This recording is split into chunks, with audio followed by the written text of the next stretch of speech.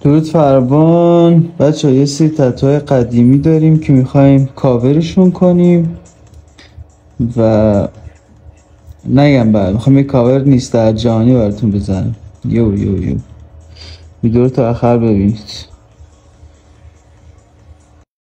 برای ورودی های چشمتون ارزش قائل شین. این کار ببینی همه تتو آرتیستا رو آنفالو میکنی.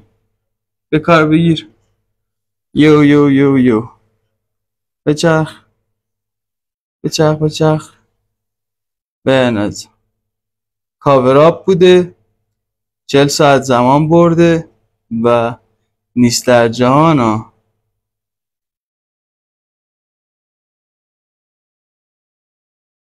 بنز حال کردید حمایت کنید، فالو کنید تا بین حرفه‌ای و آماتور فرق ایجاد بشه. واقعا هنرمند کشورتون نباید الان میلیونی باشه، خواهیم تو سطح جهانی براتون رقابت کنیم. سپاس فراوان، پیروز موفق باشید. مرسی که هستید.